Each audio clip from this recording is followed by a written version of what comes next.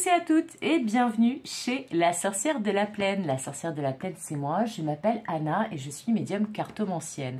On se retrouve pour une nouvelle, la carte du jour qui cette semaine est dédiée à ce magnifique oracle, la sagesse divine des animaux.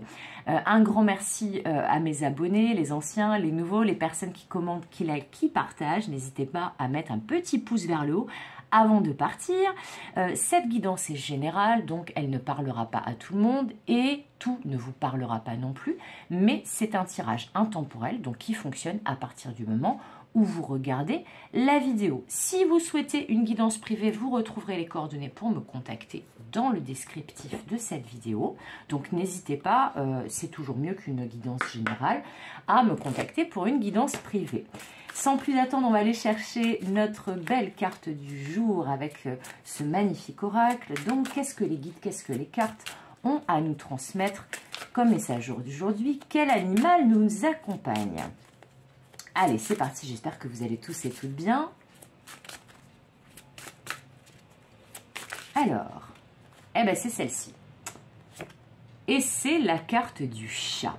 La carte du chat qui va nous parler d'intuition. Alors effectivement, on voit souvent cet animal totem en lien avec l'intuition, en lien avec la capacité de clairvoyance, mais aussi de voir au-delà des masques, au-delà de l'obscurité, puisque le chat voit extrêmement bien dans la nuit et sait aussi se faire discret quand il regarde quelque chose.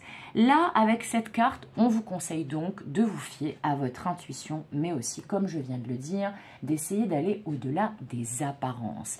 Peut-être que votre intuition aujourd'hui va vous souffler des messages, va vous souffler peut-être des idées, peut-être que vous allez faire le lien entre plusieurs choses qui jusqu'à présent ne vous semblaient pas liées justement. Dans tous les cas, le chat vous invite à regarder ce qui se cache sous la surface des choses, à essayer d'y voir plus clair, à essayer de comprendre ce qui se trame en dessous de la surface, en dessous des apparences et qui vous invite aussi à faire tomber les masques, que ce soit les vôtres ou que ce soit ceux des autres. Dans tous les cas, le chat vous dit que votre troisième œil est tout à fait affûté en ce moment et que les messages que vous souffle votre intuition sont, contrairement aux messages que vous souffle la voix de la peur, des blessures, de l'ego, la voix de l'intuition ment et se trompe rarement.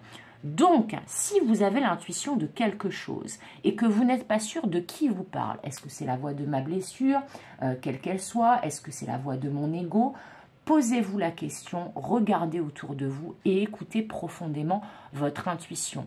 Essayez de voir si des éléments concordent. Essayez de voir si c'est bien votre intuition qui vous parle.